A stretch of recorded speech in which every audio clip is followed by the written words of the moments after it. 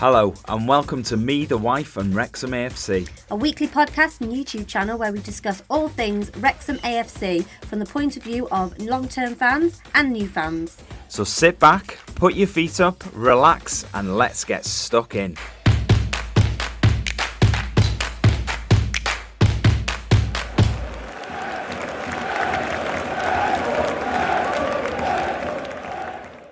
Hello and welcome to episode 85 of Me, the Wife and Wrexham. That's right, isn't it? 85? I don't know, that sounded a bit odd then. But yeah. Hello to a new episode of Me, the Wife and Wrexham AFC. Yeah, I should have checked what episode it was. I'm sure it's 85. Yeah, I think it is. So just a little bit of news this week. Not a lot of news out of the club because it's just been games all week. But it's not really club news either. It's just something we wanted to mention. Liam McAlinden has got a new club, so he's now with Scunthorpe United. He is. Not sure what position he's playing though. No, but that's the thing. They could have signed him to play anywhere. To be honest, he played all over the place for us. I think we signed him as a striker initially. Yeah, I think that's what it says on the club. It did say on the club page. It did, and then he was at left back, left wing back, midfield. He was known as a utility player. Very much a utility player. So no, good luck to you, Liam. We wish you all the best. You did nothing but good things for us. So yeah, we hope you have a really good time up at Scunthorpe. Up. Yeah. Well. In Scunthorpe. In Scunthorpe. Yeah. So we're going to have a little chat first of all about the Sutton game, which was on Tuesday night. Yep. So we're going to analyse that a little bit, but week in, week out, you don't want to listen to us waffling on about the games. Speak for yourself.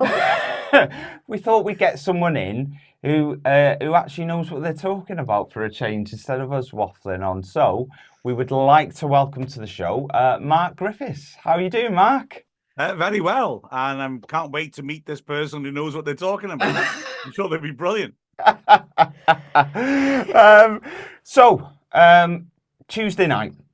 Sutton, numerous changes. So we had Tozer and Hayden out, Cleworth and Boyle in, Bolton in for Barney, Marriott in for Mullin.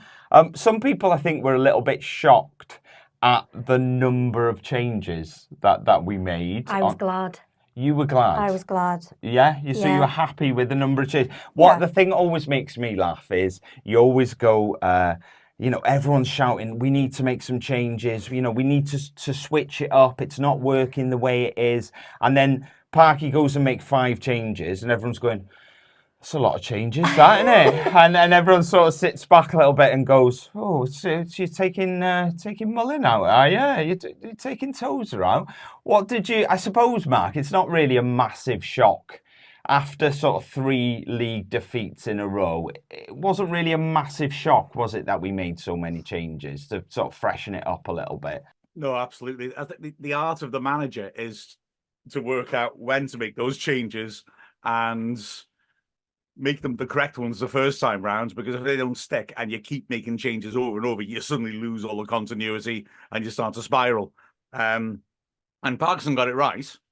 And I think it's interesting to me, I think, just the things that we can't see as well. Because, I mean, poor old Will Boyle, he's had a rough time. He gets himself sent off then at Newport. And so a lot of people were surprised to see him in the team, myself included. But, Parkinson's had 3 weeks of looking at him in training, looking at how he's reacting to that red card and knowing him as a person and judging how he'll bounce back from it. And so although a lot of people, like I said, were surprised, he's a great example of a really good call because he's just put in 2 excellent performances. I would argue his 2 best performances in the Wrexham shirts. And, credit to Parkinson for that. I think there had to be changes. I think he was smart with Mullin as well. We got 2 games a week. And, I think people forget what a debilitating injury he had in the summer. And I think to have contributed like he has so far is superb. But I think it's wise to give him a little bit of a break and let Marius have a go. So, yeah, luckily, those changes were the right ones and they worked. It wasn't pretty at Sutton, but it was effective. And that's all that mattered, I think. Do you think, do you think the fact that Paul Mullin didn't really have a pre-season, that's kind of affected him a bit? massively. I think massively. And also the fact that I mean, it's not a sort of a pulled muscle or something that puts you out for a bit. It's his lung and his ribs, and so I think that's the sort of thing that he's done well to come back, like I said, and contribute like he has. I mean, double figures in goals already. It's got to be said. People maybe forget that a little bit. And like you say, maybe the grind of games has just worn him down a bit because he hasn't quite got that, that pre-season fitness in his, in reserve.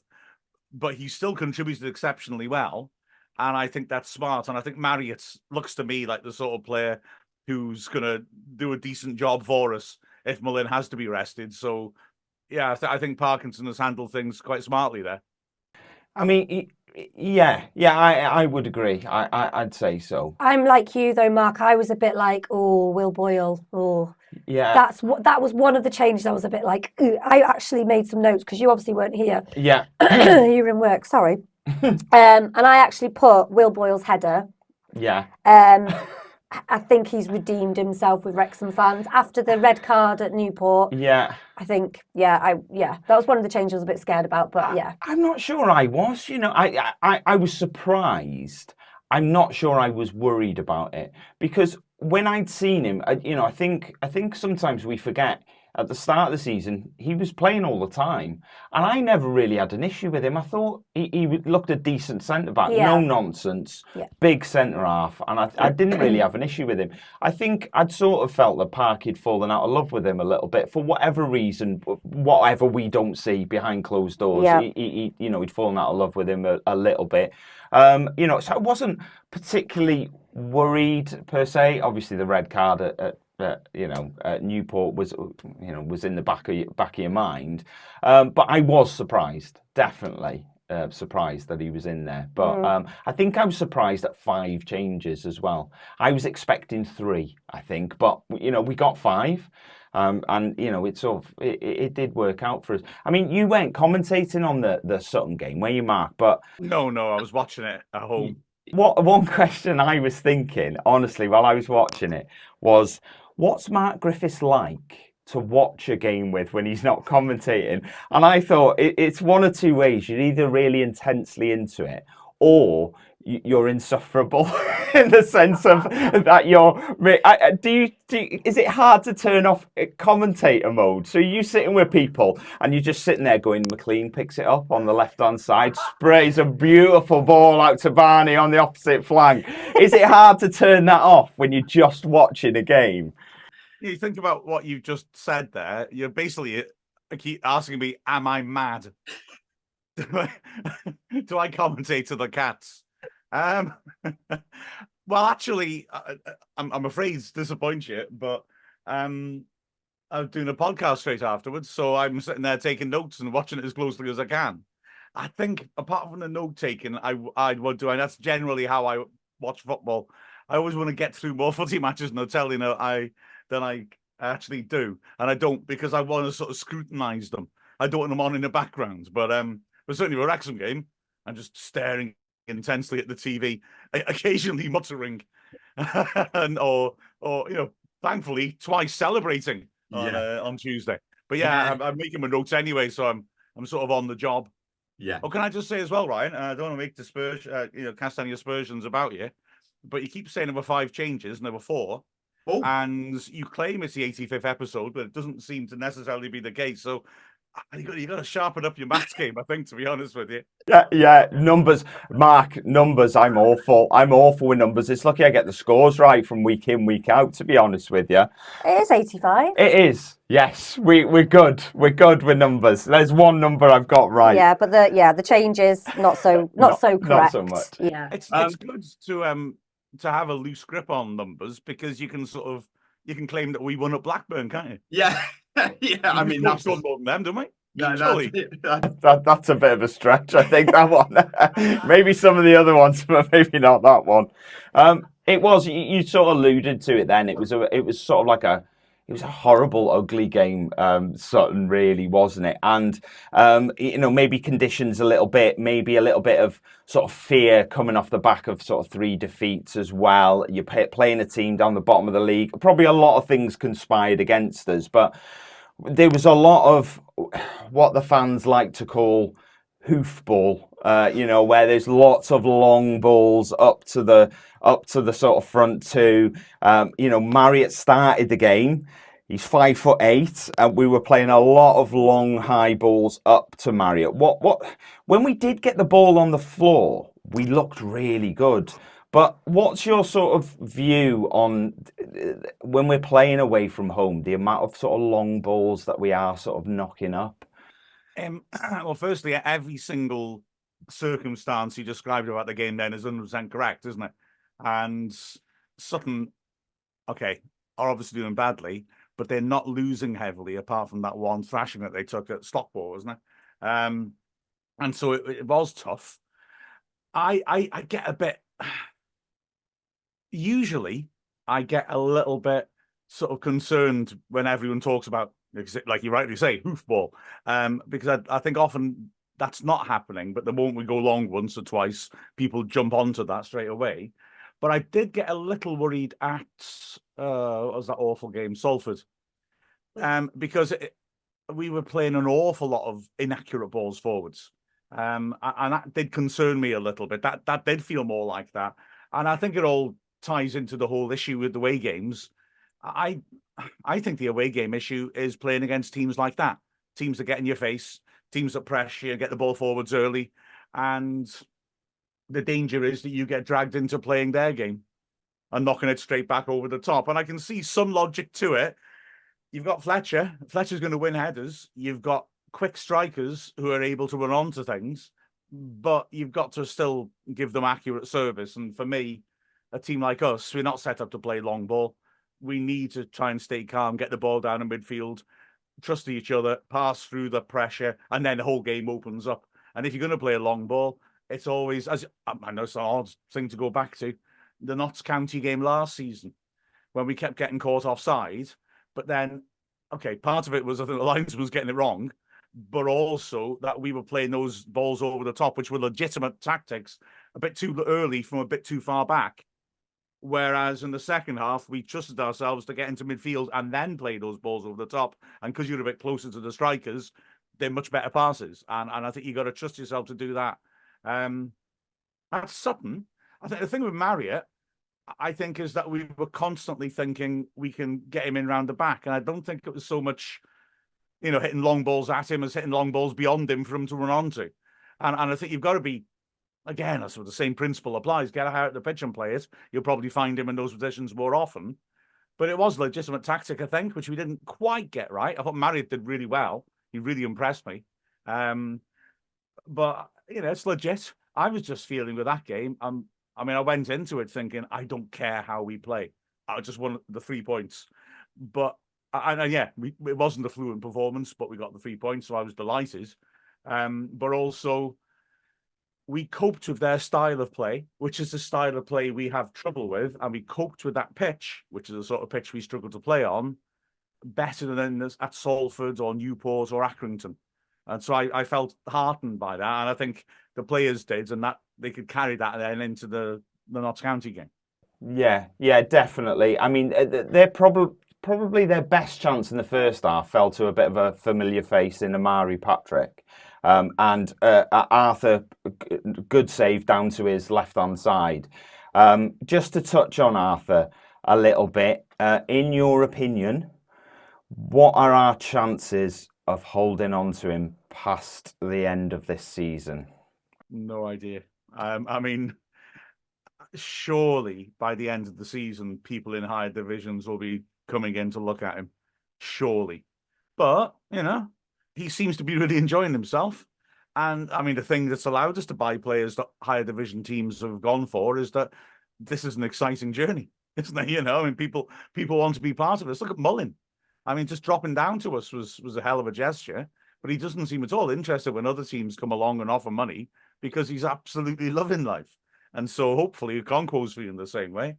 Let's be honest, whether we go up or not, may heavily influence his decision. But I don't know. I'm sort of cautiously optimistic. The thing is, though, I mean, I feel when you look at Parkinson's transfer records, he has a very few misses, hasn't he? Really, he's done ever so well with the success rate of the players he's brought in. So I'm sure they'll have a few good keepers up their sleeves. And also McNicholas looks terrific. So I want to keep a Conquo, but I don't feel in too much of a panic about it at the moment. I'm enjoying him though. Yeah. I hope it isn't just enjoying him while I can, but he's a cracking keeper, isn't he? Yeah, he's fantastic, and I always warn Sean. Obviously, Sean's only been watching football for a couple of years, and one thing I always warned you about, we haven't had to worry about it until now. Really, is don't fall in love with lone players. It's so hard. It's so hard when they play as well as they do, but. It's, we've seen it with Swindon falling in love, with the guys scoring loads of goals, and then January comes around and they're gone. And it could happen. I'm sort of with you. Mark. I'm sort of cautiously optimistic, but I just don't know. I sort of agree with your other comment that I think he is probably already drawing attention. I think he's on the radar of some championship clubs. There are a few championship clubs that I sort of look at now and think they could probably do with a new keeper. His age sort of goes against us in a way because everyone wants a young goalkeeper that they can hold on to for the next 10, 15 years.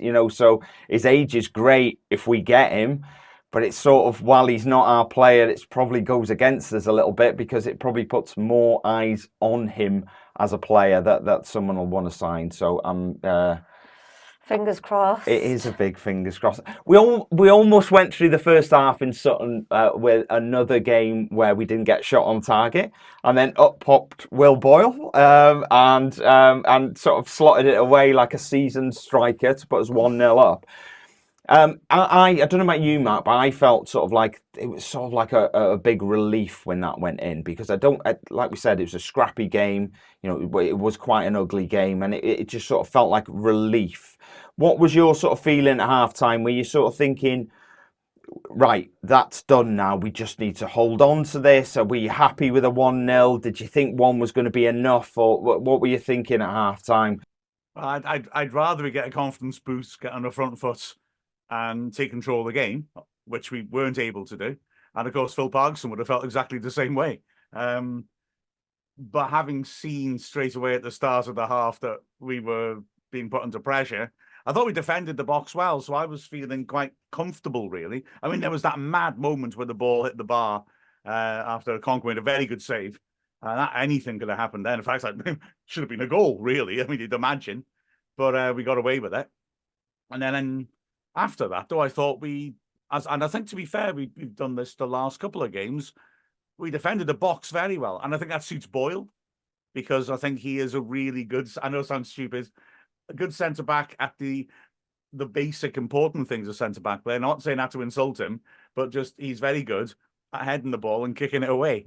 I know it sounds a bit basic, but he defends the box well. And so that played into his hands nicely. And the rest of the team is that Cleworth's not had that much, because naturally people are looking at Boyle and looking at O'Connell, who's had 2 back-to-back exceptional games. I don't think people have noticed Cleworth as much, but he's had 2 back-to-back excellent games too. And we defended the box really well. And I mean, okay, we weren't spectacular. We weren't at our best, but their goal was jammy as anything, wasn't it, really? I'm not convinced it was a foul by Lee.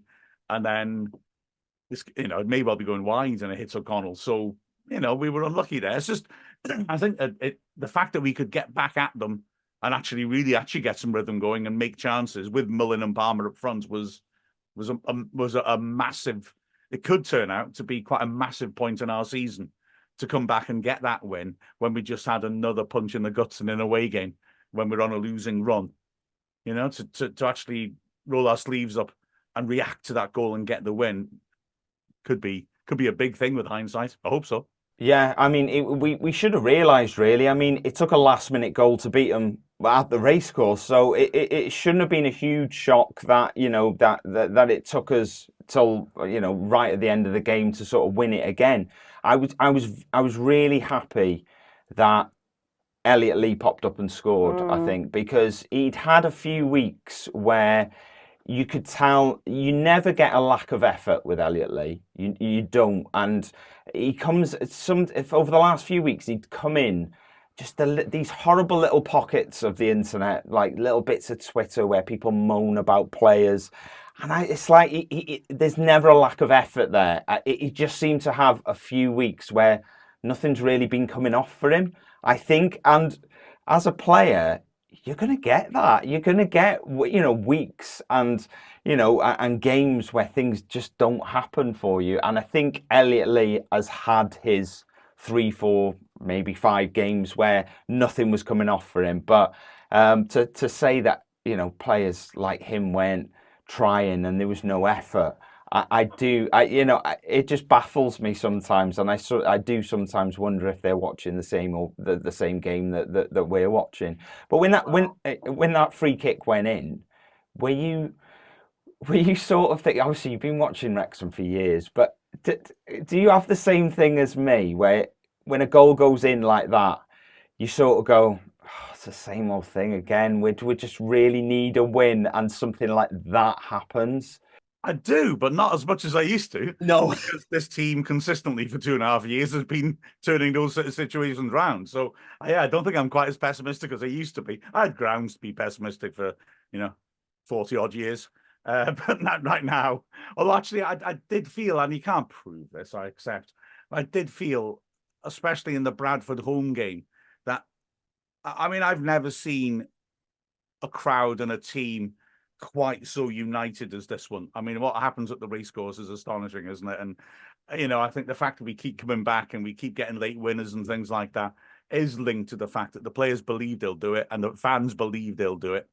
And the Bradford game was the first time for a very long time I actually thought, actually the crowd aren't quite believing as much, and maybe the players aren't quite believing as much. And I thought the Bradford performance was good. But there was that sense of inevitability that we will score. Just looks to be lacking, and you can't quantify that, and maybe I'm talking rubbish, but yeah, because they'd lost that a little bit, I felt when the equaliser goes, and oh man, the point will be all right, but it's a little it's disappointing, really, in the big scheme of things. So that's why I was delighted to see them come back and scrap like that. It was brilliant, and I've got to say, Ryan, I 100% agree about people who start attacking players because we've lost a couple of games. It's absolutely ludicrous. What you look at, apart from anything else, look what these players have done for us. So calm down, firstly. But secondly, and this is my long-held theory, and you hit the nail on the head. You said about, they're not trying. Anybody surely should be able to see they're trying. Maybe sometimes they're making mistakes because they're trying too hard, quite frankly. But I always felt that when people start saying the team's not trying, because in my personal experience, I think it's pretty rare for a professional footballer to actually not be trying. And yet some people say it all the time. So either me or they are wrong. I think that's shorthand for, I don't understand what's gone wrong, and I'm just going to say this. Yeah. They're not able to work out why they're unhappy with what they're seeing, and it's just he's not trying. When you see, player, all right, Mullen. I think a big part of it, like you said, Sean, the lack of pre-season and things like that. He's not quite himself. He's still contributing, but he's not quite himself. Are they really saying Mullen's not trying? Because you rarely see a guy try like him. you know? Yeah. It's the nonsense, isn't it? I think the people who do say things about players, I think they forget that, yes, they get paid quite a bit. And people say, they play like once or twice a week. But I think they forget that being a footballer is actually, it's not just about the games on a Saturday or a Tuesday. It's about the training and all that kind of stuff. And I think people forget that. And, I hate the way the internet allows people to... It is very much, it comes back to, like we talked about before, what goes on behind closed doors. Yeah. People are just commenting on the thing that they see in front of their face on a weekly basis. They don't see all the work and all the prep that goes into what they're doing for that 90 minutes that they are in front of us. Yeah. You know, and it is hard. And I also imagine, and maybe the not trying thing comes from, you know, we've seen it before where, you know, they try and try and try. And like you say, sometimes maybe they're trying too hard and, you know, nothing comes off for you, which happens in football. And it can become a little bit, you know, sort of like make you a little bit flat and your shoulders might drop a little bit. And people see the shoulders dropping and they just go, well, why isn't he trying anymore? And it's like, well, he is, but he's just so fed up that it's not coming off for him, that they see the slump of the shoulders and they sort of say, oh, he doesn't care. And it's like, yeah, just have a day off. I don't think there's any player in our, you know, in Wrexham, in the Wrexham club, that don't put an effort in for that 90 minutes. Yeah. You know, they're all, and you can see, like, you can just see the passion when things don't go right for them. Yeah. You can see that they are deflated, but Yeah, that's because they're so passionate about the club that, you know, it can be frustrating for them. Yeah, it can. I mean, Tuesday was our 12th back three combination of the season. No back three has played together more than 5 times. Are those numbers correct? Them numbers are correct. Yeah.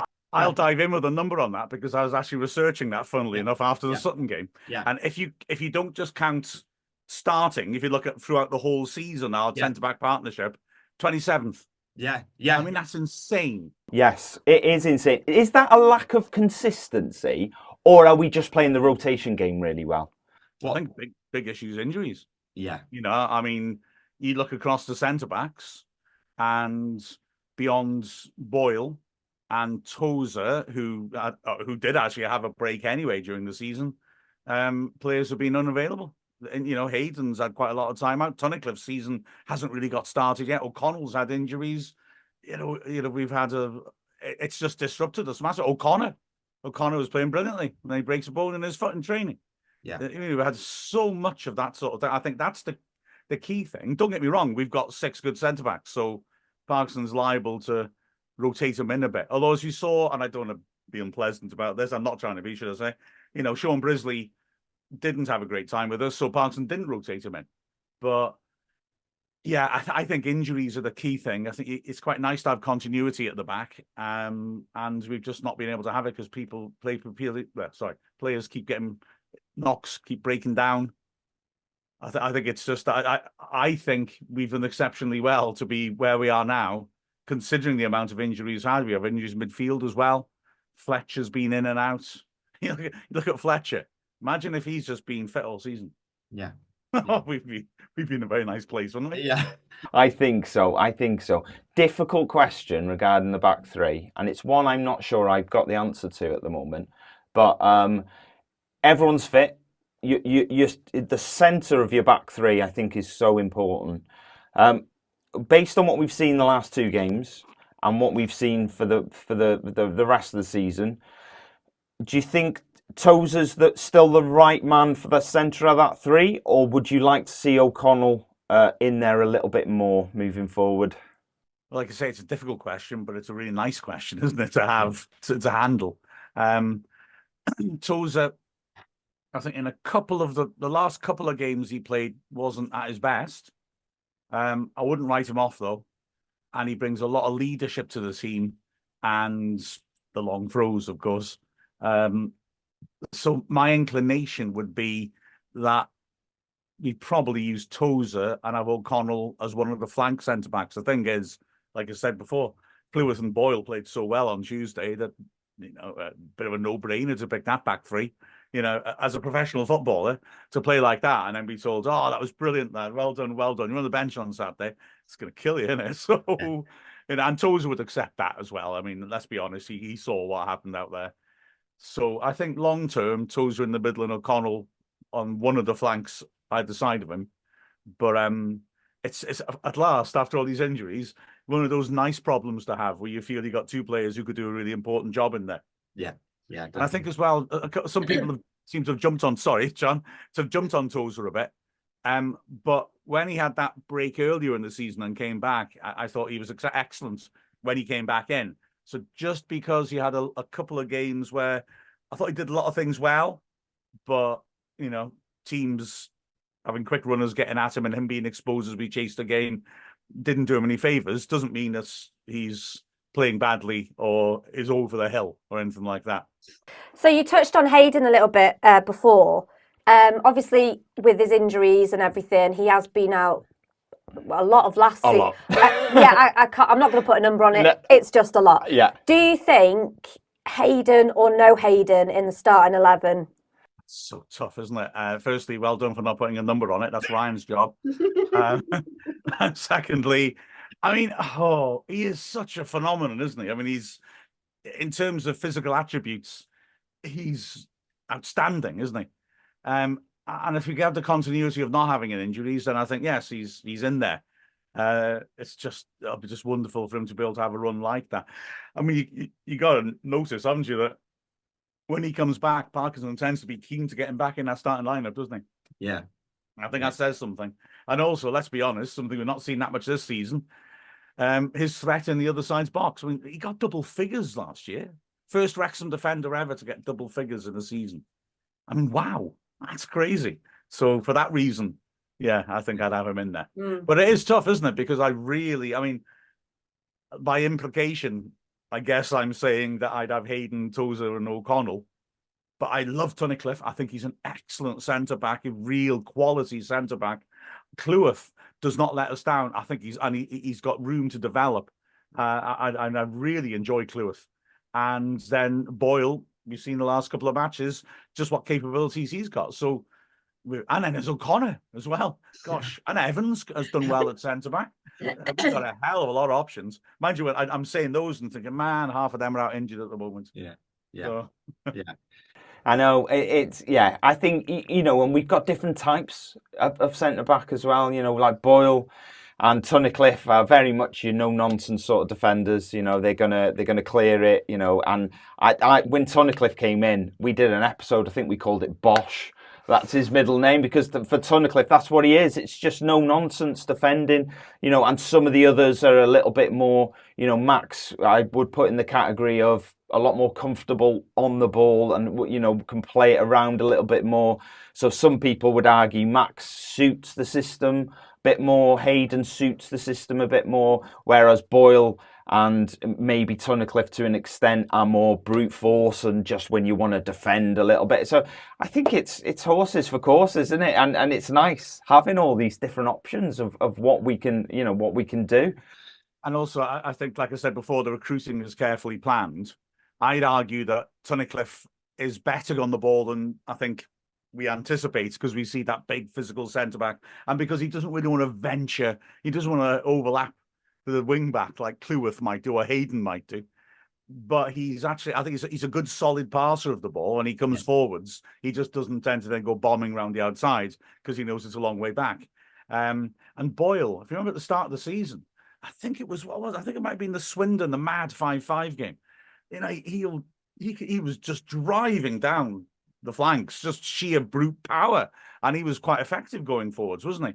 Yeah. He's a bit hit and miss with the passing, but having said that, I think sometimes he looks for the more ambitious pass, and if it doesn't come off, of course, then that whole hoofball thing comes out again. Yeah. But I think he's not a bad passer of the ball. I think Tunnicliffe's better on the ball, but then.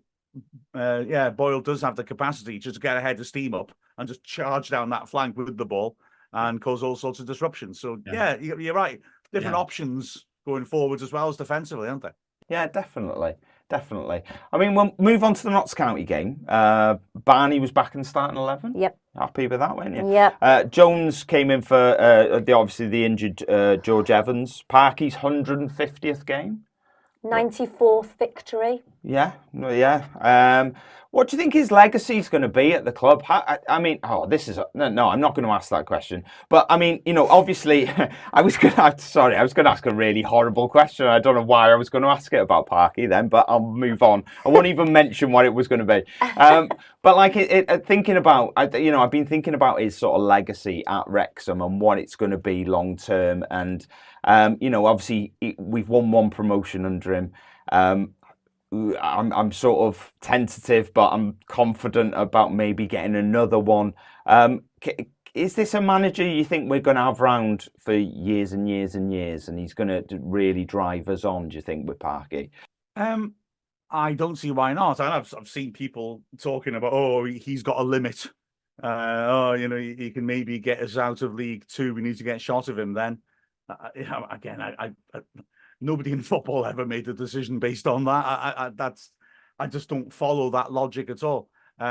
He's got a good budget behind him, which he didn't have in a lot of the other jobs he had. And he's built a team that plays for him and enjoys playing for him. So I see no reason whatsoever why we would be sort of seeing any reason for him not to be our manager in the foreseeable future. I think he's an outstanding job. I mean, look at the Premier League and clubs that come into money and have huge amounts of money thrown at them. They rarely click immediately. When Mark Hughes was at Man City when the money first came in, he didn't get them that much. Well, he established them as a top-end team, but they weren't challenging for the title. Chelsea, until Mourinho came in, had Abramovich's money, but they were, sort of weren't really doing that well with it. Newcastle, I think Howe's a good manager, but have they gone as far as the Saudi Arabians expected them to at this point? I don't think so. Whereas Parkinson's come in, and the only thing that held him back was that we were stuck with transfer windows and the rest of the league weren't. And so he had to build that first season squad in 2 bits. If he'd been able to just build the squad, from the start, and remember he was appointed quite late in the summer. Yeah. Then I think we probably would have gone up that year. So I think he deserves an immense amount of credit. I think his man management's very good because there really doesn't seem to be unhappy players there. And I think that he's done well, alongside people like Les Reed, obviously, in terms of recruiting the right type of people, because you convince people to come down a couple of divisions, and you're liable to get people who are big time Charlies, and he doesn't seem to have done. I mean, for me, the classic example there is Elliot Lee, who drops down 3 divisions, 4 divisions, 3 divisions, 3. And he's he's a quality creative player. He sees himself as a number 10 or a striker. That doesn't quite fit in with how we were playing. Parkinson decides to reinvent him as a box-to-box midfielder. He's not regularly starting at the start of last season. I mean, let's be honest. That's where a prima donna spits the dummy, goes nuts. And instead, what Lee has done, he's loving life at Wrexham. He's enjoying himself. All he does is rolls his sleeves up. And it refers back to what we talked about earlier. At the moment, his creative side's not quite clicking, but he's now got that box-to-box side to his game, and his positional play when we haven't got the ball, and his willingness to run back and cover when McLean's gone up the pitch is superb. And he's been able to fall back on that. And even though the creativity is not quite clicking at the moment, he's still playing a massive role because he's putting in that shift in midfield. So yeah, I think Parkinson deserves an immense amount of praise. I think you said about how many wins he's had out of the games. I mean, he's miles away in terms of the stats for points per game and things like that. And that's saying something, because Andy Morrell, to be fair, set the bar very high with the statistics. And Parkinson is a different level again, which is quite something. I don't understand people losing patience in him or suggesting that somehow he can't get us up the table. People talking, and I still hear some people about him being negative, because apparently a couple of Sunderland fans said that on social media and everyone picked up on it. That's how it looks to me. Negative. How many goals have we been scoring? He does the whole take a centre-back off and bring attacking players on when we're drawing, because he doesn't accept a draw. So defensive, is he? Yeah. Blows my mind, Yeah. I've got to say. Yeah, definitely. With the Notts County game, I had a bit of a sinking feeling early on when the ball came in from Jody Jones, Langstaff at the back post, relatively unmarked. And I was just waiting for the net to bulge, to be perfectly honest, after a couple of minutes. Arthur made another great save. That's pretty much all we saw from Macaulay Langstaff all game. And I think that's 2 games in a row now where he's come to the racecourse. I think he's a great player. He's prolific and he can score, all types of goals as well. The amount of people who I've seen online going, he's just a tapping merchant. I haven't seen him enough, because he can score all sorts of goals. Are you surprised the last 2 games at the racecourse how well we've managed him as a player? Can I throw in the game at Meadow Lane this season? Because Yeah. it was the same there as well, I Yeah. thought. I'm not, because, again, credit to Parkinson, and please advise me on how deep down this rabbit hole you want me to go. I think sussed out Notts County's way of playing last season. When we went to Meadow Lane last season, it was just nuts. It was just toe-to-toe, 2 teams going at each other, and they opened us up a hell of a lot. We opened them up a hell of a lot. Only 1 goal, bizarrely. And I think after that, I think Parkinson's had a look at them. I think that Luke Williams was a brilliant manager for them. Maybe it was a little predictable, the sort of overall strategy. And he didn't tend to take a centre-back off, lob another attacking player on, sort of desperate approach like Parkinson did. So there was the possibility that if you got your approach right, you would just hold them at arm's length all the way through, which we did, I thought, on Saturday pretty much. But the thing is, that chance, I think, illustrated something really interesting to me. That for me, the way Parkinson worked around was County used to play with the box midfield, and those 2 attacking players, and McGoldrick and Rodriguez, were crucial for feeding Langstaff, who, you're quite right, he's a high quality player. But he is most dangerous in the box, isn't he? That's not an insult. He's an exceptional player in the penalty area. He's got good movement getting in there as well. And so we cut off the supply. So the wide centre, say, Rodriguez gets it on one side, our left-sided centre-back steps out. And we've got 2 centre-backs in there shuffling across. And that centre-back deals Rodriguez before he can exploit any space and play the pass. And the same on the other side of McGoldrick. And it worked beautifully at the racecourse in that 3-2 game. It worked beautifully at Meadow Lane this season. And we clearly were going to set out to do the same thing yesterday, but they've got a different manager and it was a slightly different setup, and they didn't really play that box midfield. And I think that's where that early Charlton's game, Langstaff starting on the left wing, as he did on Newport, and he scored 2 goals and assisted. Cleworth stepped up, following orders. No, not beg your pardon, Boyle did. Stepped up, following orders. We're shuffling. And then because Barnes is playing high up the pitch, Langstaff's found himself a pocket of space and he can come in. And yeah, brilliant save. But we adjusted after that. We still did it occasionally when it was appropriate, but we adjusted. And again, huge credit to Parkinson and to the players on the pitch for seeing that this different shape would leave Langstaff having all the time of his life breaking in unmarked. And we just stopped doing that stepping out thing, and we defended superbly. And in game, little tinkering like that is what wins chess matches like that. So Fletcher put us up 1-0 in the 20th minute. He turns 37 next month. He does. Do you think that Stephen Fletcher has got another season in him? Yeah. I mean, to me, last season, he was a regular starter in the Scottish Prem, isn't it? It's not a Glenn Little situation where Glenn comes along and was absolutely sensational for us. But, he often had, half an hour in the tank, 20 minutes in the tank, and then would miss a few games. Fletcher's just come here. And as my understanding is, the reason he didn't start a lot of games early on was just because he had no pre-season again. And because he had this niggling knee injury that he eventually had an operation with. But he's just started 3 games in 8 days. And I hope he'll be able to maintain that. So if that's the case, even if he's coming off the bench, why wouldn't he have another season in him? I mean, look at him now. He's terrific, and he's too good for the centre-backs he's up against. And, 70 minutes of him is well worth it. So I'd love to, because, I mean, he's terrific to watch, isn't he? He's great. Yeah. And that goal as well. Wow. I mean, how agile was he?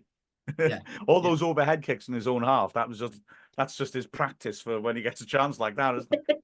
Yeah, definitely. I mean, the ball in from Barney as well. Great ball in. Talking about Barney a little bit, are you... But how do I want to word this? Are you surprised of how little he sort of ran at Kyle Cameron yesterday? Because when I saw Kyle Cameron playing on the left, And then I saw we had Barney on. I thought Barney's going to have a field day today running at Kyle Cameron, because Kyle Cameron, he's not slow, but he's certainly not quick either. And I thought that our plan was going to be, because what Notts County did is they put Jody Jones and Nemain on one side, and they felt like they were going to have a go. And a lot of their stuff came from that right side, where they sort of tried to overload the right side a little bit. And I thought, based on Kyle Cameron playing at left back, I thought we're going to do the same. We're just going to run at Kyle Cameron all day. But we didn't really do that. And I was quite surprised of, I'm not saying Barney didn't run at him, but I thought more would have come down the right. I was interested to see what you thought about that. I disagree, I'm afraid. I'm sorry. Yeah. I thought Barnett really got at him.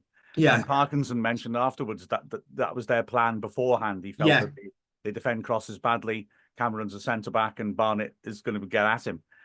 So I thought in the first half, the decisive factor in it was that Barnett he ran at him once and Cameron got a good blocking and put it out for a throw-in. And, you see that happen. You think, okay, is that like an exploratory? I'll have a run at him, see how he deals with me. All right, he deals with it well. Maybe I'll think of other things. But I thought he kept going at him, and he put for me, a string of good crosses in as well. Remember, he was taken off against Bradford, and I felt sorry for Barnett because I thought that his crossing wasn't great, but as the game was wearing on against Bradford, he was getting at them more and more, and his crossing was improving, and I felt a little sorry for him to come off. But then, maybe he thought, right, okay, I better make sure the quality's spot on, and I thought he got a good stream of good balls into the box in the first half himself, and he beat Cameron a few times. I liked the fact that with the goal, He's tried to put a crossing. Cameron's got the block in. It drops back for Barnett. He's got James Jones unmarked a bit further back. He can easily use him. But Barnett is thinking, no, I'm important here. The gaffers told me, get at Cameron, get balls in that box. So he doesn't use Jones. He just rips it straight back in and we score. And I think that was real credit to him for the sort of sharp thinking that he put in. In the second half, he didn't. I agree. But that's because, like you said, Jody Jones is on one side, and then they've thought, hang on a second, we'll switch it over so that Jones can maybe stop Barnett coming forwards. He's not going to be so brave when Jones is lurking behind him, because he was so good in the first half, Jody Jones, wasn't he? Yeah. And I thought it backfires, partly because we had a lot more of the ball than them, and they didn't get into those positions. And secondly, because Jones was far less effective on that side. It might have stopped Barnett from coming forwards, but on the overall balance of the game, I think it played into our hands massively. So, no, I was very, very impressed with Barnett yesterday, and I've got to be honest, Ryan, I thought he ran at him a lot. I've got to be honest. Yeah. I mean, out of the two, when we signed Bolton, we were both quite shocked, weren't we? But we didn't really know the depth of what was going on with Anthony Ford at the time. So it confused us a little bit at the time. I've seen Bolton play now, really like him, think he's very good. Do you think Barney's the go-to guy on the right-hand side moving forward, or do you think we're going to see a little bit more of Bolton in sort of upcoming games? Again, it's a lovely problem to have. I like Bolton in the sense of Barney likes a couple of tricks, and he likes to sort of like tease defenders in and then go past them. Luke Bolton, for me, seems a lot more direct. He's just going to knock it past you, and he's going to bank on his pace being better than the person he's taking on. But yeah, sorry, I hid a question right in the middle of all that. Do you think Barney's the go-to guy on the right-hand side, or do you think we're going to see a lot more of a shared sort of position there? I think it'll be shared. Myself, I think you're right. They both have similar qualities in getting up the pitch quickly, but Bolton is subtly different, isn't he? Barnett's really rapid, but Bolton looks to have an extra gear again. He's got scarily quick, isn't he? But then, he beats people maybe with that burst forwards. But then he appears to quite like coming inside then, and maybe playing a pass into a striker as much as a cross. So, yeah, subtle differences there. And I don't see us bringing Bolton in just to sit on the bench, to be honest. But having said that, I'm a big fan of Barnett. Of course, the third possibility, of course, is I haven't heard any update on this, but the last time Parkinson talked about Ford, saying that he's not been registered, it was partly because they haven't worked out just how bad his injury is. And it might be that we got one space left. It might be able to be forwards coming back in if the injury is not as bad as we thought. So you could have a real heck of a lot of choices there. I mean, Bolton could play on the left as well. Yeah. Ford could play, played much of his career in midfield, really, and on the wings until he came to us. And he's a quality player forward anyway. They could slot him in a few different places. So, yeah, it's nice decisions to have again, I think. Yes, definitely. I wanted to ask you about the McGoldrick disallowed goal. At first, I was like, I don't think that's handball. And then I've seen it again, and I was like, no, it is handball. And then I've seen another angle, and I've gone, well, I'm not sure it is actually. And then it was one of them that if they hadn't give it, I'd have been furious. But then they did. What was your sort of view on it? I'm a bit like you. I mean, firstly, what you've just described there is why VAR isn't as satisfying as it was supposed to be, because different angles show different things. Secondly, naked eye, I thought it was a goal. And then I have to put it in context, I've not seen it back since I've got home. So I'm only going on what I've seen on our monitor, which, obviously because I'm commentating as well, you're not maybe as concentrated as sitting in the room afterwards looking at it. The first replay, I didn't think it was handball. The second replay, it looked like a definite handball in the sense that it hit his arm under his sleeve line, which is supposed to be the rule now, isn't it? Talking to Notts County reporter afterwards, I sort of came to the conclusion, I think in a way, I think the ref's right, but according to the rules as they currently stand. I think there's an issue with the handball rule. Everyone bangs on about it, but all they seem to say is, what is handball anymore? And I think, well, yeah, but we should have a look at this. For me, an issue with the handball rule is that idea that if it hits your arm and then you score, it's going to be disallowed. Why? I mean, if it hits your arm in your own area and your arm is tucked in, that's not a penalty. If it hits your arm on the halfway line, your arm is tucked in, that's not a free kick. McGoldrick's arm is tucked in, it hits his arm, and as far as I understand the handball rule, because he then hits it in the net, he's benefited from a handball, so it's got to be disallowed. I don't think that is a handball. It's not on the halfway line, but the rules say disallow that because it touched his arm. So I think the ref's right, but I think the rule is wrong. I don't think he deliberately did it. I think if you look at James McLean on Tuesday, I think that's a very different case. But that one he's tucked right in. But yeah, I'm with you. I'm not a massive fan. I watched the Luton Sheffield United game last week, and some of the penalties that were given in that game for me are just absolutely ludicrous. When players don't even know where the ball is anymore, and then they're going, right, that's handball, and it's like, well, it's not really, is it? For me, it's always a deliberate attempt, and like you said, McGoldrick's arm's tucked in, but the rule says if you get an advantage from that and you score, then it's handball, and it's like, it's an absurd rule, isn't it? I mean, yeah. Why to me? I mean, maybe I'm a bit too simple. Handball is a handball is a handball. Yeah. Doesn't matter what part of the pitch you did it. If you're allowed to do that, tuck your arm in your own penalty area, then you should be allowed to do it in the other penalty area. I don't see any. You should just adjudicate if it's handball, and if it is, give the foul, and if not, carry on. There's a stupid rule, I think, that. Yeah, I mean, we only got 26% possession on Saturday, which I was shocked at. It's so low, and I didn't think it was. I know they had a lot more of the ball than us. I could see that. I wasn't. I'm not stupid, but to see that it was so low, I thought it was crazy. Can you remember a game where we've had so little possession at home? I mean, to put it into context, Blackburn, I think we had 32% possession at Blackburn, and it sort of felt like we never touched the ball. So at Blackburn, so to only get 26 on Saturday, can you remember a game having so little possession at home and winning? I can, I think. Yeah. Although I can't back it up with the facts, and I know what a statistical podcast this is. It was on my birthday as well. We played Gary Mills's Gateshead, and they were very similar to Notts County in the way they passed the ball around. And they'd previously come to the racecourse and just hammered us. And it was great. We just played. We had, it was fabulous. We won 3-2. And Andy Bishop scored a hat-trick.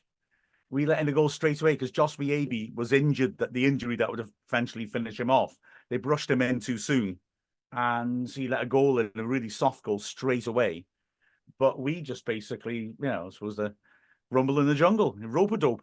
We sat off and we drew him onto us. And then Bishop was clinical when we actually got the ball forwards. And to my recollection, we had less of the ball in that game. But you can't say for sure because, in case you don't realise, all the stats in the National League era, like possession, things like that, are invented. They are not real at all. Yeah. I've heard people who do that job on the phone say to PA data, "Oh, let's call it 40-60 possession." That's how it all through the National League era. So don't trust those stats. Yeah. But yeah, my recollection of that game is that we really had very, very little of the ball, but we did exceptionally well when we counterattacked, and we were happy to sit off. I thought yesterday, often people look at possession stats as if that tells you who's better. I thought we were in complete control of that game. The first half, they didn't really get at us. That early chance was down to circumstances we talked about earlier. After that, they were shooting from outside the box. Yeah. One of them was a very good shot from outside the box, and Arthur made a good save. But apart from that, they're not getting into our box and troubling us. We're comfortable. And in the second half, we actually got a bit closer to them, knocked them off their rhythm. And for the first 25 minutes, I thought we were superb. And Notts County never got that sort of spell of play where they were constantly threatening like we did. Yeah. And when the strikers got tired and we dropped off a little bit, it's one of those hindsight things. You look back at it, we never really looked like we were going to let a goal in, apart from that disallowed goal. I thought we were in control of that game, pretty much start to finish. Personally, it was a masterclass by Parkinson. I thought of how to play against a team that plays like that, and then how to hurt them when you get the opportunity. Yeah, definitely, I agree. I didn't feel uncomfortable. I was uncomfortable because you're nervous at 1-0, but I never felt uncomfortable to the point, like you said, the McGoldrick chance was probably it, really. Apart from, I think McGoldrick had a shot from outside the box earlier in the first half, which Arthur saved well. But there wasn't really opportunities. They went peppering our goal with shots, left, right, and centre. We did a very good job of going. But there you go. You have possession, and we're gonna keep our shape, and we're just gonna keep you out. And I think we did that really well. Yeah, we did. So James McLean got man of the match. Bit surprised. Not that he didn't deserve it. I wasn't surprised. No, I was. Okay. Because I had a different man of the match. My man of the match was Owen O'Connell. I thought he was superb yesterday on Saturday. Mine too. I agreed with you. And I was in the commentary team as well. Oh, really? Oh, there you go then. That's that. Yeah. Who was your man of the match? So that answers that question. Yeah, so sorry. Sorry about that. No, that's good. No, it's good. I thought McLean was very good. Yes. I thought everybody was very good, to be fair. We unanimously said O'Connell, though, because just in the first half, some of those crosses Jody Jones were coming in were horrible, weren't they? And O'Connell was dealing with them brilliantly. And then that continued throughout. So, yeah, we went O'Connell. I thought McLean played well. Don't get me wrong. Yeah. Some sponsors, I reckon, might pick a player because they want to meet him. Yeah, it's totally that. Yeah, we've definitely discussed that on here before. Yeah. He did play well, to be fair. And he gets you going, doesn't he? I think sometimes as well, if you were to look at stats, we've mentioned stats a lot today, but stats, I think, I've looked at quite a few different sort of outlets, and James McLean's rating was the highest. And sometimes I think that can sort of paint people's impression of it a little bit. Look, he played excellently, James McLean. But like Mark said, they all did. But I do agree. Owen O'Connell for me was super. I called it in the first 10 minutes. She did, to be fair. I did. She went, he'll be man of the match today. And to be fair, I think you were right. He wasn't the man of the match, but he... But I think you called it right very early on. I did. It was Notts County's 13th loss this season. Is that surprising to you, considering how close they ran us last season? Are you surprised they've lost almost double the games that we have? Or do you think Do you think it's the Luke Williams sort of leaving, or were the slight problems before he left? Or are you surprised by how they've performed this season? I've not. I mean, obviously, I've not really had a chance to watch them closely, but no. I think firstly, it tells you something important. Everyone gets so tense because we're used to this. We've got to set a world record amount of points to win anything. Now there's 7 chances to go up. And I think people, if they worry, just need to remember you can't afford to lose games at this level and still get automatically promoted, and certainly in the playoffs. I mean, look at the teams down. Like about 2/3 of the table have got a shot within a few points of the playoff spots. And obviously a lot of those teams have lost a lot of games. As for County, in a way, no. I'm not surprised that they're still up there, and I would not be surprised if they go up, quite frankly. But I did feel, I said about Parkinson sort of working out a way to play. I don't know if it was us who started it, but I did notice watching the playoffs, teams did that. And County, I think was it the last game of the season was live? I think I saw that as well. The County teams were doing the same thing to them, and they weren't as fluent as they were. Now, whether that's a case of, again, in League Two, teams have carried on doing that and sussing them out, maybe. Also, I think, we were all saying at the start of the season, a lot of people saying, oh, look at this, League Two's a much higher standard. It's inevitable that we're going to let in more goals, or inevitable that we're going to find it tougher. Well, multiply that, Oh, actually, no. Sorry. Wrong function. Multiply it by 1. Notts County were the same sort of level as us. Well, they always had a bit of vulnerability at the back, didn't they? It's the old-fashioned Guardiola tiki-taka thing, isn't it? The best form of defence is to have the ball. Yeah. It's just fair enough. But they've always been open on the transition, even when they were winning hand over fist. And I guess if we are playing against better teams who are better equipped to capitalise on it, they're going to get caught out more. So, in a weird way, I think they've sort of gone as I thought they would. I genuinely would not be surprised if they get promoted, though. No. Maybe through the playoffs now, but if they get that ball down and get it moving and the other side don't cope with it, they're going to win. Do you think we're top 3, Mark? Do you think, come the end of the season, can you see us being in that top 3? It's February. If we win our game in hand, we're equal top. So I think all logic says that we are top 3. I accept it's quite tight up there. Yeah. But we've had a wobble. Been games when we've not quite looked at ourselves. We started the season kind of sloppily, if you will. I think there were reasons for that. They were, beyond our control. But we're still there. So I feel like we've not fully fulfilled our potential, and yet we're in a position to win the whole thing. I'm saying top 3. Cool, brilliant. I'm feeling top. But who cares? If top 3, top 3, I'll take it. I'll take it. So, Mark, are you all right to hang around for the quiz in a little bit? Absolutely. Brilliant stuff. We'll come back to you shortly. So, other results. Run through them for us. So, Stockport had a bit of a stinker yesterday. They lost away to Tranmere 4-0. Yeah. Mansfield lost 2-1 away to Walsall. Barrow lost 5-3 away to Salford. Crewe drew 0-0 at home to Harrogate. Yeah. MK Dons won 2-1 away to Swindon. Yeah, so that leaves us 3rd in the league. 3 points behind Stockport with a game in hand. 2 points behind Mansfield with a game in hand. We're level with Crewe on points, but we've got 2 games in hand on them. We're 4 ahead of MK Dons with a game in hand and 5 ahead of Barrow with 2 games in hand. I think we're doing all right. Yeah, I think so. A few people who got in touch before we talk about the games coming up this week. David Williams said, Ryan, I like your points on the away form from the last week's show. Went to all the games you mentioned and most games this season. Why do you think the problem exists with away form? Same players, same sort of size pitch. I know lots complain about Parky's tactics, but the same tactics usually work at home. I don't have an answer, but wondered what you think. To be honest, David, I don't really have an answer either. It's sometimes it's almost like a mental block. Sometimes perhaps it's a case of going, right, we need to try harder in away games. As Mark mentioned earlier, you know, sometimes it sort of feels like they're trying too hard. Yeah. And maybe they feel like they need to put that extra effort in away from home. And then sometimes it sort of feels like it goes the other way, that it nothing comes off for you. I don't know, David.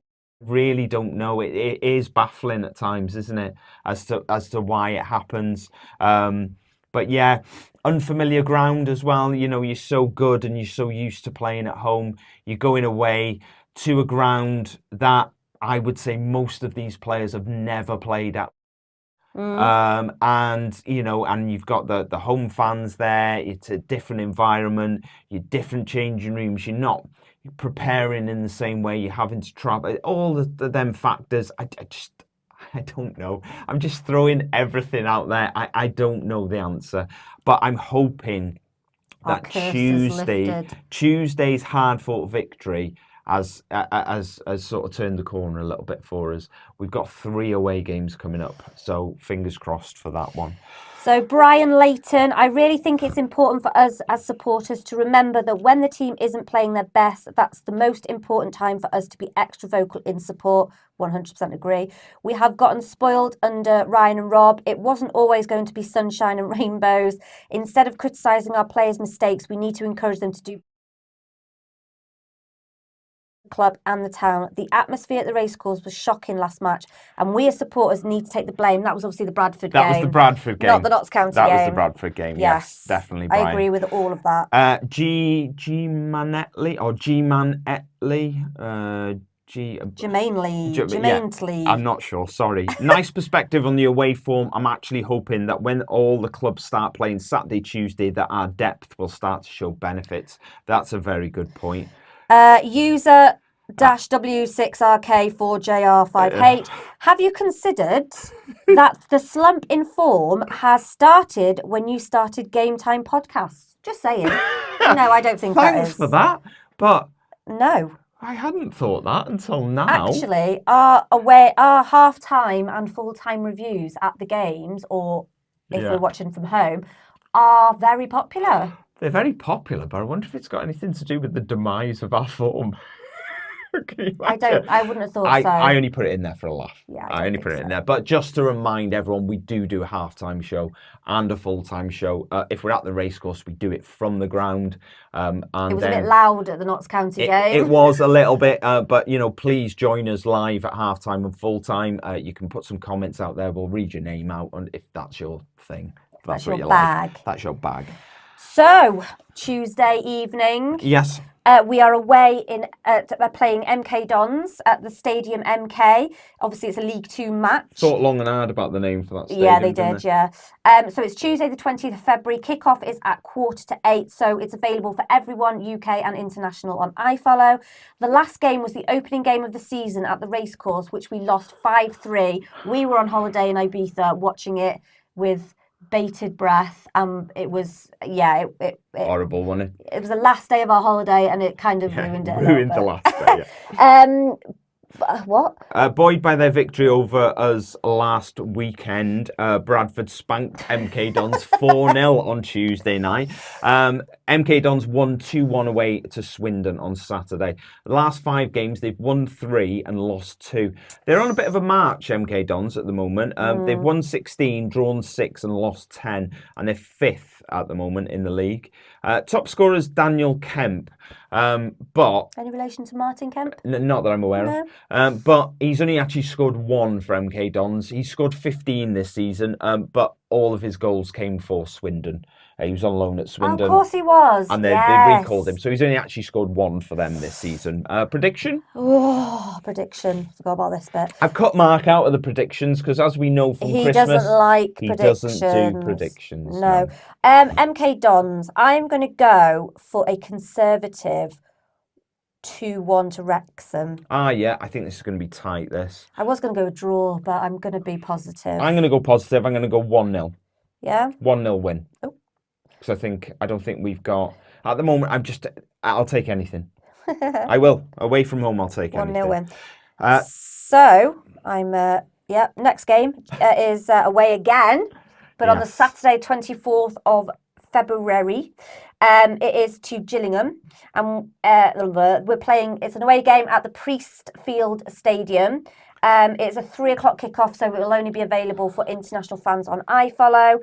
The last game was the 2-0 victory in November, and we had goals from Ollie Palmer and Ben Tozar.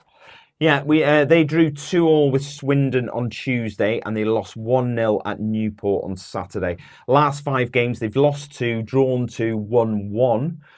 This season, they've won 14, drawn 5, lost 13.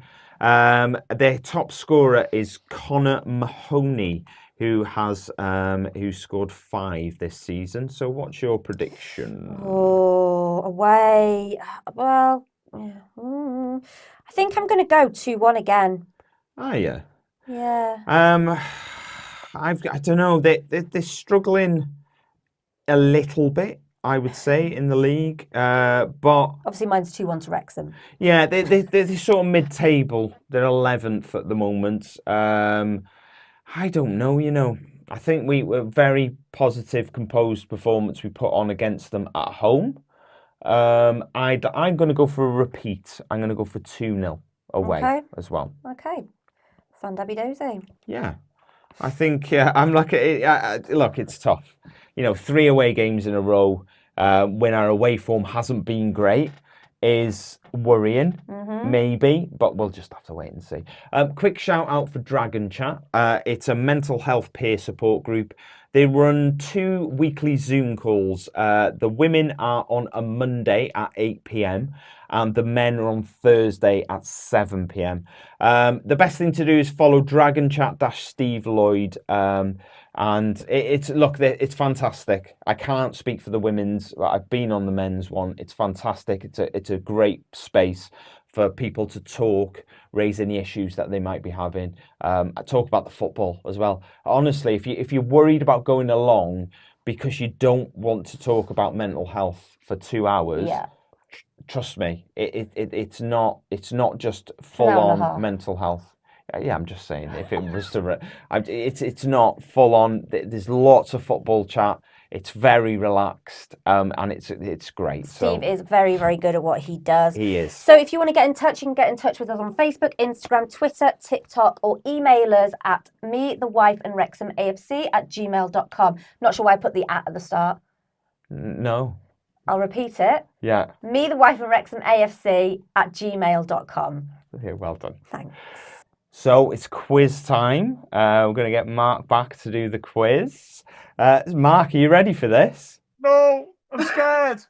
I listen to all these podcasts and they do quizzes with people, and I always think, oh, I'd nail that. And now I'm actually doing one for the first time ever. Yeah. I'm petrified. I'm sure Go you'll on, do go on. fine. I am sure. Your worst. Yes. Question 1. So we faced former Wrexham loanee Omari Patrick last week. Omari scored 5 goals in 10 games for Wrexham, but against which current National League club did he score a brace for us? I think that was Eastleigh.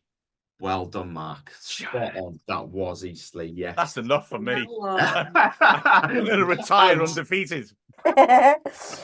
Our victory against Sutton United on Tuesday was our first ever league win away at Gander Green Lane in how many attempts? How long do I get? Let's think. Oh, God.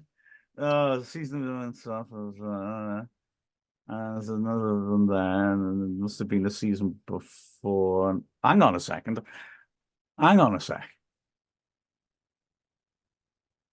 Fifth. Including Tuesday. Oh, including Tuesday. Sixth. Yes. 6. Well done. I knew you had the answer. That's why I... How did you know that I wasn't including it? That was good. Yes, 6. Well done, Mark. Well done.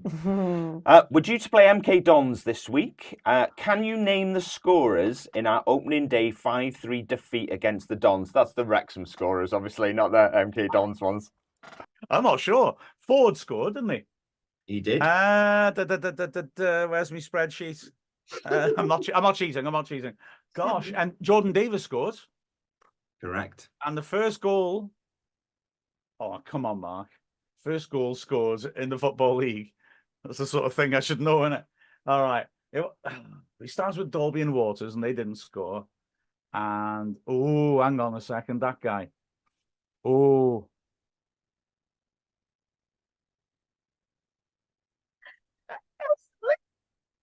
You going Elliot Lee? If that's wrong, unfortunately, Matt, it's Jacob Mendy. well, I never. Yeah. Do you know what? When I did this question, I was like, he didn't score, did he? And I had to watch it back. Yeah, he did. Yeah. I remember there being a big thing about it. Jacob Yeah, Mendy I know, being the first goal scorer yeah, of this of I the know. League Two season. I wouldn't have got that. Can I have 2/3 of a point? yeah. You should get like Yeah. last week marked 27 years since we beat Birmingham in the FA Cup 5th round. Brian Hughes cancelled out Steve Bruce's opener and King Carl got the third. But who scored our second?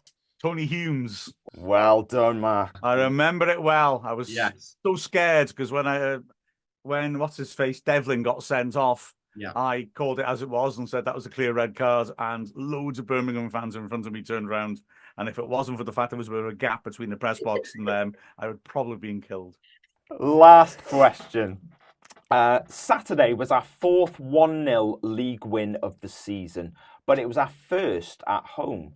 Can you name our 3 away 1-0 league wins this season? Swindon, Correct. Tranmere. Yeah. Correct. Oh, okay. That's hang on. No, that's wrong. Who have we played? Oh, we played all the top teams away, haven't we? So let's think. It's not them. And it's not them. And it's not them. It wasn't them.